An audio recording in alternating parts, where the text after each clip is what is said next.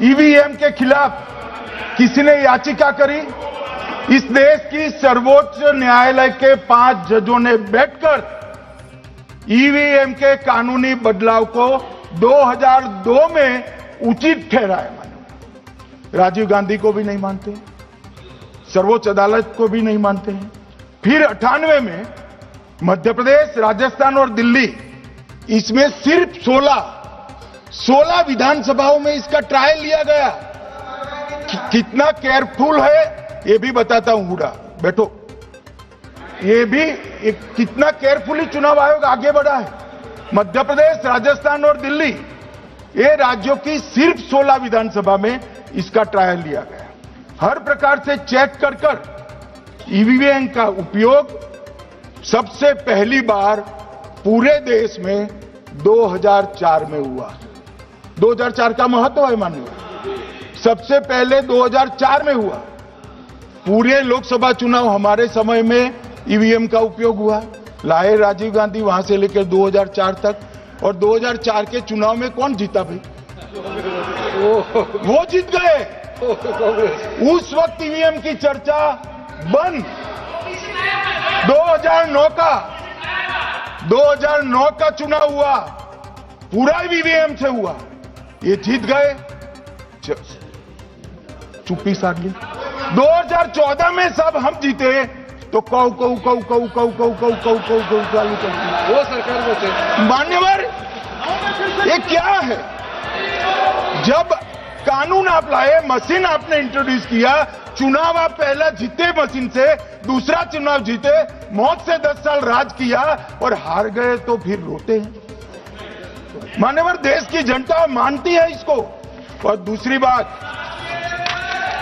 बात, जब चुनाव आयोग को भी लगा कि सच्चे झूठे आरोप होते तो इस पर रिसर्च की एक प्रक्रिया हुई।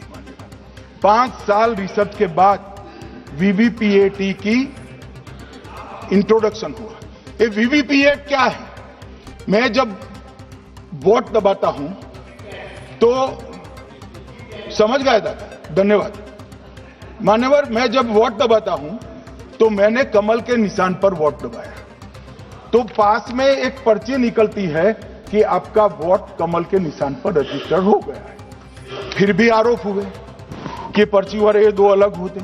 तो चुनाव आयोग ने निर्णय किया कि 5% ईवीएम और वीवीपैट के परिणाम कंपेयर होंगे। तो मशीन खुला, इसमें 396 वोट मिले। तो वीवीपैट में कितने वोट मिले? तो 396 है या नहीं है, ये 5% मशीनों में मिलता है। मान्यवर, मैं आंकड़े लेकर आया हूं चुनाव आयोग को पूछकर आज कि कितने वीवीपैट और मशीन का मिलान नहीं हुआ। आज तक 16,000 मशीन और वीवीपैट का मिलान हुआ है, एक भी वोट का बदलाव नहीं। और ये जब मतगणना होती है तब उनके पोलिंग एजेंट बैठते हैं मान्यवर, परिणाम पर वो साइन करते हैं, दोनों प्रकार के, मशीन के और वीवीपीएटी के परिणाम पर भी साइन करते हैं मान्यवर। और ये इस पर आरोप लगा रहे हैं मान्यवर। अब ये कह रहे हैं कि उस वक्त वाईफाई नहीं थी। सबसे पहली बात, 2004 में वाईफाई आ चुकी थी, मगर फिर भी चलो मान लो, आरोप लगाते गए।